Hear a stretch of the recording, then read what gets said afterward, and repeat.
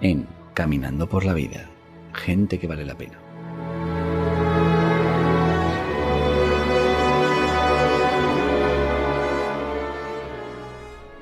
Doctora en farmacia, y eso es importante, por lo que luego vamos a hablar. Directora del máster de bioética, el máster de matrimonio y familia y también del experto en educación afectivo-sexual de la Universidad Católica San Antonio de Murcia, UCAM.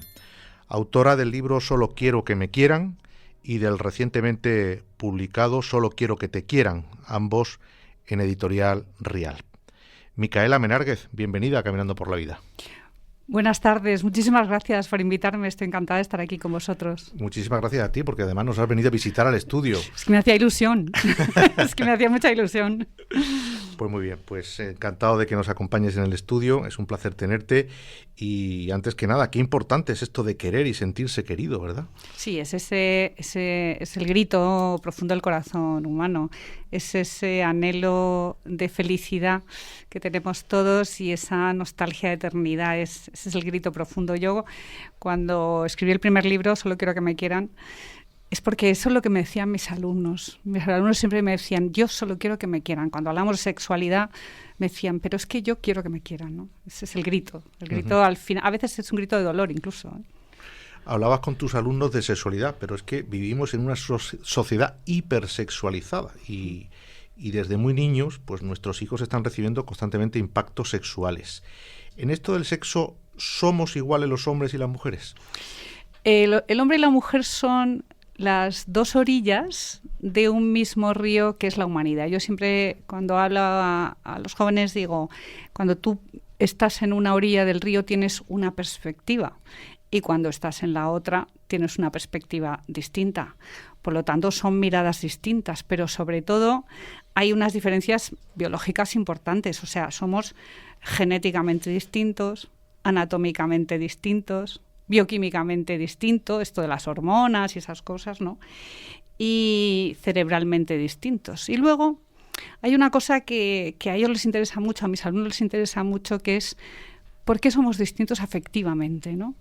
Y yo siempre les digo, hay dos rutas para llegar al corazón. Hay una ruta para llegar al corazón del hombre, que es vista, cuerpo, corazón. O sea, la mujer al hombre le entra por la vista, vibra su cuerpo y luego llega a su corazón.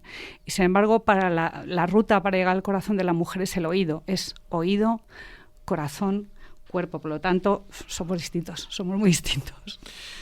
Es cierto que hoy en nuestra sociedad esto del sexo inmediato, de cuanto te conoces o el poco tiempo de conocerte, eso puede que dificulte, ¿no?, el conocimiento mutuo de la pareja, ¿no? Sí, ahora mismo lo que hay es la inmediatez de vivir una relación. Entonces, pues sales de fiesta, conoces a alguien y tienes una relación sexual. Y luego eso puede ir a más o menos, o no solamente de fiesta, conoces a alguien en otro ámbito, pero inmediatamente una relación sexual.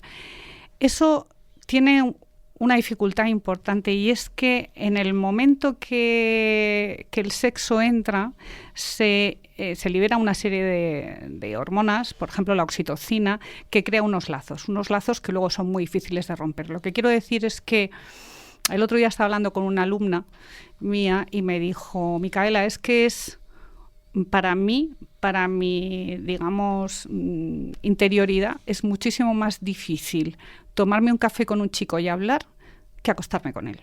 Con lo cual, esto nos está diciendo cómo están las cosas, ¿no? O sea, en el proceso de conocimiento del otro, que es fundamental para poder construir una vida en común con el otro, yo necesito hablar. O sea, necesito construir lo que se llaman lazos verbales antes de los físicos. Porque en ese proceso yo me adentro en la personalidad del otro y yo descubro cómo es el otro, qué le interesa, qué no le interesa, qué le ilusiona, qué no le ilusiona, cuáles van a ser sus prioridades en la vida. Y en definitiva, si yo voy a poder construir una vida o no con esa persona. Pero si hace su aparición las relaciones sexuales, todo gira en esa relación a partir de ese momento alrededor de las relaciones sexuales. ¿Qué pasa? Que primero hay relaciones sexuales, no he terminado ni mucho menos de conocer bien al otro, pasado el tiempo me voy a vivir con esa persona, como ya vivo con él o con ella me caso, tengo hijos y al cabo de 10 años de pronto se miran y dicen, ¿pero tú quién eres? Es que nunca se conocieron. No le dieron la posibilidad de conocerse, ¿no? Y esto es triste porque yo, que yo tengo ya hijos de 30 y tantos años, sus amigos se empiezan a separar, ¿no? Y esto es un drama. Pero los que piensan así, Micaela, también dicen, es que tenemos que tener relaciones sexuales rápido para ver si nos compenetramos sexualmente, ¿no? Bueno, eso es una tontería, perdóname, porque ahí la única compenetración posible, y yo estoy harta de decirlo en clase, es que los tiempos de respuesta sexual en el varón y en la mujer son distintos, y es verdad que mucha gente no lo sabe, pero no es tanto con él o con ella, sino que el hombre es un fuego de hierbas que prende rápido y la mujer es un fuego de carbón que prende lento. Y entonces el varón tiene que saber cuál es el tiempo de respuesta sexual de la mujer y la mujer tiene que saber cómo es el varón. Pero si tú quieres a alguien y la sexualidad es la expresión de ese amor, tú lo que quieres es darte al otro. Pero es que, a ver, tener relaciones sexuales buenas no es construir una vida. Es que es muchísimo más importante construir una vida con alguien. ¿Voy a poder hacerlo? Esta es la pregunta, ¿no? Y si me compenetro con la otra persona, las relaciones sexuales son mucho mejores. Por supuesto, porque las relaciones sexuales impregnan a toda la persona. Es decir, hay una parte física, que es el placer, que tampoco es obvio, porque luego hay quien tiene una dificultad para eso. Hay una parte afectiva, y es que te hago sentir, o sea, estamos en el plano de los afectos, cuánto te amo.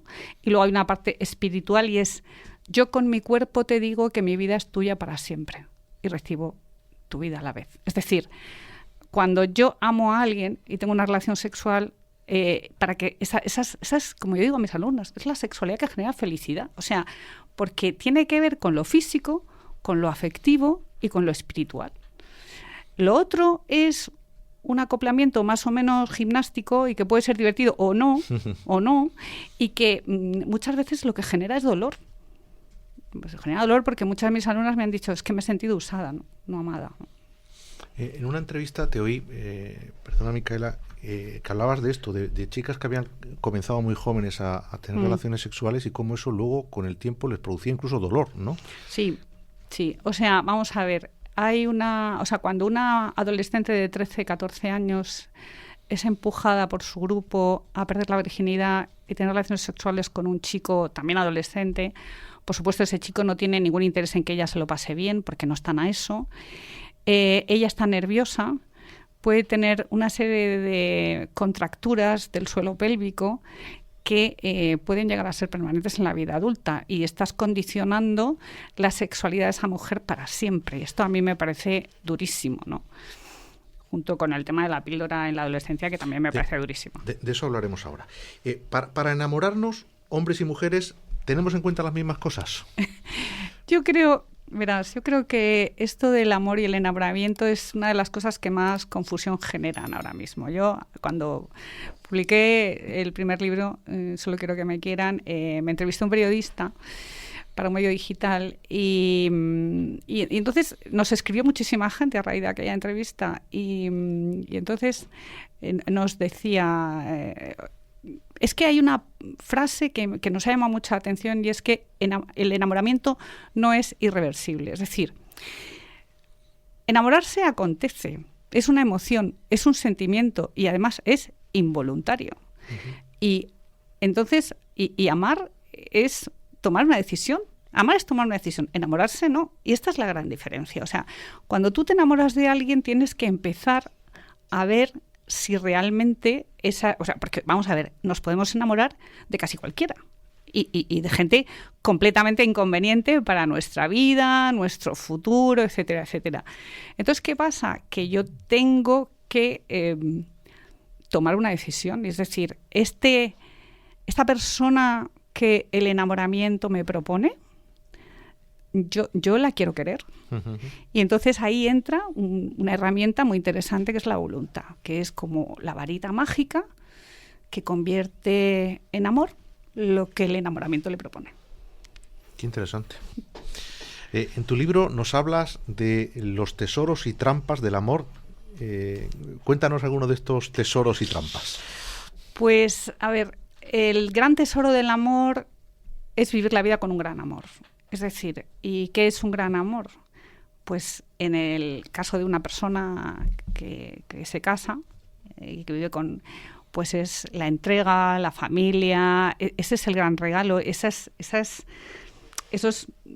el gran tesoro. O sea, eso es lo que realmente genera felicidad en el ser humano. Claro, lo que pasa es para llegar ahí, una relación con un amor incondicional que dure para siempre, que en el fondo es lo que todo el mundo quiere, porque al final rasca si todo el mundo quiere que le quieran y que le quieran incondicionalmente y que le quieran en lo bueno y en lo malo, y cuando es rico y pobre, o sea, eso es lo que todos queremos, pues tenemos como unas trampas que si caemos en las trampas no llegamos a esa felicidad, ¿no? Y esas trampas pues son, pues, por ejemplo, la pornografía, por ejemplo, la prostitución, por ejemplo, la promiscuidad. ¿Por qué? Porque todas esas trampas hacen que en el terreno de la sexualidad usemos a otro, no lo amemos.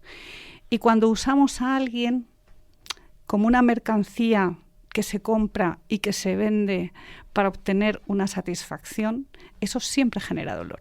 Y eso impide que construyamos una vida feliz con alguien para siempre.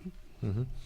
Lo has comentado antes, ¿no? Parece que nuestros jóvenes, quizás movidos muchas veces por el ambiente, parece que entre ellos no está bien visto no tener o tener pocas experiencias sexuales. ¿Qué consecuencias tiene para nuestros jóvenes esta forma de vivir su sexualidad? Pues tiene consecuencias físicas. Madrid ha abierto varios centros de infección de transmisión sexual. Es verdad que eso está muy bien, pero yo echo de menos que alguien diga que es posible no coger una infección de transmisión sexual si uno tiene una sola pareja estable no infectada. Porque además, no es que lo diga yo, es que lo dice el Centro de Enfermedades Infecciosas de Atlanta. O sea, todos los que más saben del mundo sobre esto ya están diciendo, por favor, una sola pareja no infectada, ¿no? O sea, todo esto es terrible. Pero luego están también los problemas afectivos. Mira, te voy a poner un ejemplo. Muchos de mis alumnos vienen de familias rotas, ¿vale? Y eso les ha generado unas heridas en el ámbito afectivo terroríficas, ¿no? Pero creen que esa herida se va a curar con sexo, con alcohol y con drogas. Es igual que si yo me voy a una guerra y estoy en un hospital de campaña, ¿no? Y entonces me viene un soldado herido, muy herido, con una infección muy grave, ¿no? Y se me han acabado los antibióticos, pero me queda morfina. Entonces yo le pongo morfina para que se le quite el dolor en ese momento, pero cuando se le pasa el efecto de la morfina, la herida es peor. Pues esto es así. Esas heridas que traen del ámbito afectivo, es verdad que se anestesian temporalmente con el sexo, el alcohol y las drogas, es verdad. Pero cuando el efecto se les pasa, están peor. Entonces, es una pena, pero es que es así. ¿Qué efectos tiene la píldora anticonceptiva y muy especialmente en nuestras chicas adolescentes? Pues mira, mi equipo y yo publicamos hace 2 años un trabajo en Frontiers in Medicine que nos costó mucho publicarlo no porque el trabajo no fuera bueno, sino porque había mucha resistencia a publicar eso, ¿no? Y entonces ahí ponemos negro sobre blanco de todos los estudios que se han hecho en los últimos años en relación de la píldora anticonceptiva con la salud mental de las mujeres, especialmente en la adolescencia, ¿no?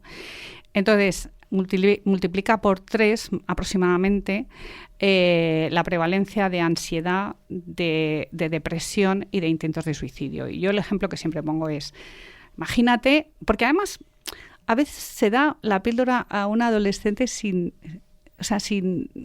mala intención, quiero decir, o sea, por ejemplo, una niña de 13 años o 14 que se levanta por la mañana, está en familia, va al cole, vuelve, hace los deberes, cena con sus padres y es una niña feliz, con buenas notas y tal.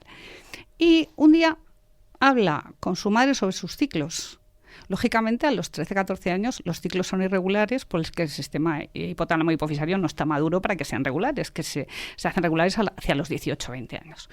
Y entonces empieza a decir, entonces la madre ha leído que no sé qué de los ciclos regulares, que esa niña va a estar regular, la madre le preocupa también que empiece a salir con chicos, que se pudiese quedar embarazada, o sea, y entonces deciden ir al ginecólogo, ¿no? Y entonces el ginecólogo le receta la píldora anticonceptiva. Y esa niña al cabo de 2 meses está triste, no duerme bien, está cansada, no se quiere levantar de la cama, en el fondo está deprimida, su rendimiento escolar baja. ¿Qué le ha pasado? Que le han dado la píldora. Y esto es frecuentísimo. Entonces, si estos efectos secundarios se dan también en la mujer adulta, pero se da especialmente en la adolescente, con otra complicación, y es que se da en la etapa crucial de la conformación de un cerebro capaz de un pensamiento abstracto, que se da entre los 12 y los 18 años. Para eso hace falta las hormonas que generas en oleadas de estrógenos y progesteronas en tus ciclos naturales, porque en el cerebro hay receptores para esas hormonas. Cuando yo le doy la píldora, impido que esa construcción y esa poda neuronal se haga bien, con lo cual, estoy generando una dificultad añadida, ¿no? A esa niña. Micaela, de esto no se habla, ¿eh? No, ya, pero yo estoy harta de escribirlo y publicarlo y contarlo, pero no sé si gritos en el desierto. Sí, parece que sí, ¿no? Que son gritos en el desierto, ¿no? Porque no se habla. Yo es un tema, bueno, que me presumo de ser una persona bien informada, y yo de estos temas la verdad que no había oído nada. ¿Cómo podemos hacer los padres para ayudar a nuestros hijos a no verse desbordados por toda esa hipersexualización en la que normalmente se tienen que desenvolver? Pues mira, yo en este segundo libro que acaba de salir hablo a los padres de hacer 2 cosas. Bueno, hay un capítulo que se llama Educar hijos libres, porque al final, por muchos filtros que tú pongas de internet y por muchas cosas, habrá un día en que tendrán que tomar una decisión, ¿no? Y para eso estos niños necesitan 2 herramientas. Lo primero es hacerlos reflexivos, de lo que estábamos hablando antes, ¿no? Hacer personas reflexivas, que yo creo que es muy importante, y luego hacer gente libre, ¿no? Entonces, yo siempre pongo un ejemplo muy, muy sencillo cuando me preguntan los profesores, ¿no? O sea, ¿cómo hacemos un niño reflexivo? Y digo, pues muy fácil, cuando llega del cole con 4, 5, 6 años y te dice, Jacobo es tonto. Lógicamente Jacobo es uno de su clase. Entonces tú, en vez de decir, cómete la merienda y ya está, o sea, pues dice, ¿y tú por qué dices eso? ¿No? Tienes que hacer un proceso como de ir preguntando a los niños cuando hacen afirmaciones, y les vas haciendo pensar para que ellos vayan interiorizando, ¿no? Esto es una idea, por ejemplo, ¿no? Y para que sean libres tienen que experimentar lo que yo describo aquí como la motivación intrínseca. O sea, la motivación intrínseca es aquello que está en nuestro interior y que hace posible que tomemos una decisión en un sentido o en el otro, ¿no? Entonces, por ejemplo, que ellos experimenten lo bien que se siente uno cuando saca una buena nota, ¿no?